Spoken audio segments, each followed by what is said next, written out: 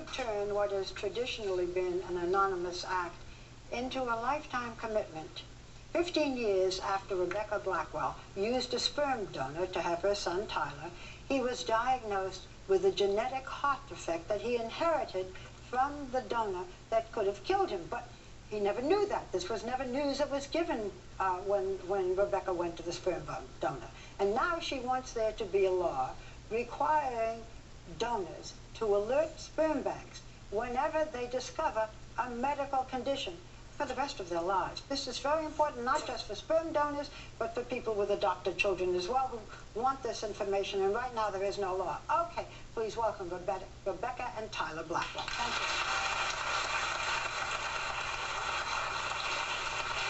This is extremely important because it is not happening in most adoptions, and it's not happening with most sperm donors. You don't know the medical, you know, tall, blonde, blue-eyed, whatever. Right. So let's start by asking, you wanted to use a sperm bank. Why? And why did you go, you're from the East Coast, but you went to the West Coast to find the sperm donor? Well, I was 40, and I realized it was pretty much now or never, and I wasn't in a relationship.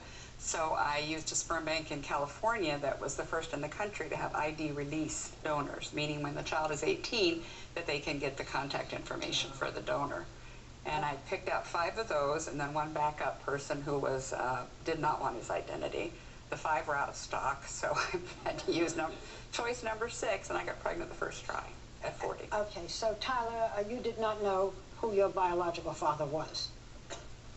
No. Not until I was 15. Not until you, okay, so at 15, you decided to look for the man that you used to conceive Tyler, but he didn't want to bother with you. You tried to contact him, he didn't want to, but then his sister did contact you. What did you learn? I learned that the family has discovered around 2005 that there is a genetic weakness in the connective tissue between the aorta and the heart. And that weakness can cause an aneurysm, a ballooning of the vein or the aorta, and then it can rupture as it did in the donor when he was in 2007 when he was 43. It was quite a thing for the sister to tell you. Yes, it was very scary. So what did you do once you heard that Tyler could have that same, he could have inherited the same aortic genetic defect that the sperm donor had, and this could possibly kill your child? It was also the grandmother and the 2 uncles. Ooh, what did you do? I took him to Johns Hopkins right away, and he had an echocardiogram that showed that he already had an aneurysm. He had an aneurysm. He already had one growing in his chest. It was growing, so it could have ruptured at some point. Yes, it could have. And there's not always any symptoms. Yeah, right. So he had surgery. He had surgery last June to correct it, and they replaced the last 3 inches of his aorta with a Dacron tube. And that was supposed to be lucky. Permanent. Yes. That you got that in time. If I hadn't tracked him down, he would have been gone. And you have to, told me. You have to be monitored for the rest of your life with this tube in your heart? Yep. He's had an echocardiogram and an MRI every year. How did you feel about this when you heard Tyler? Were you angry? Not so much. I think I was more focused on just getting rid of the problem. I'm not really one to hold a grudge, so. That's good.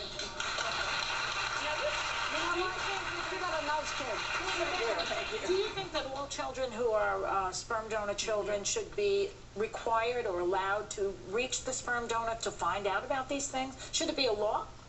There is a new law in Washington State that requires that when the children are 18, they be given updated medical information from the donor, and the donor's identification is also supposed to be passed on. But not until 18. Not until 18. It's not required when you go to a sperm donor, or in many cases, if it's not an open adoption, when you try to adopt a child, you are not given, you're given some things, but you're not given the precise medical history. And you feel that there should be a law that demands this, or what are you asking for? Well, when you donate blood, you donate and you're done. But when you donate sperm or eggs, it's a lifetime commitment, or it should be, so that you keep the facility where you donated up to date on any genetic or medical history information. But the whole idea originally, as I recall, of being able to go to a sperm bank was so that you did not necessarily have to have a connection with the possible son or daughter.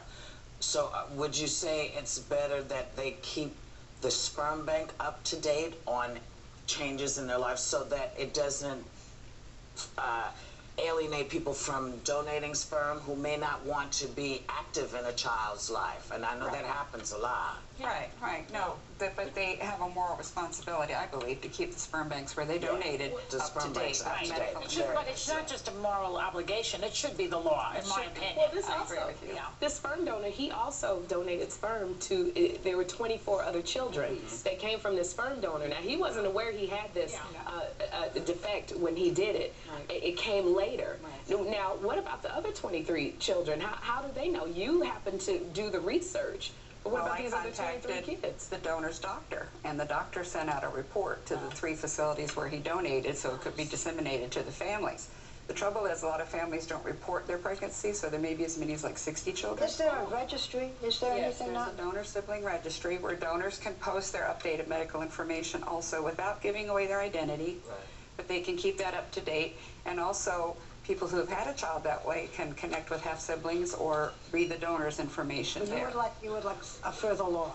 Yes, I think it needs to be. There need to be some protections for the children who are created this way. Rebecca and Tyler, this is very important, and we thank you for coming on and going public with your story, both of you. That's not easy, and we appreciate your doing it. Thank you so much. We'll be right back with the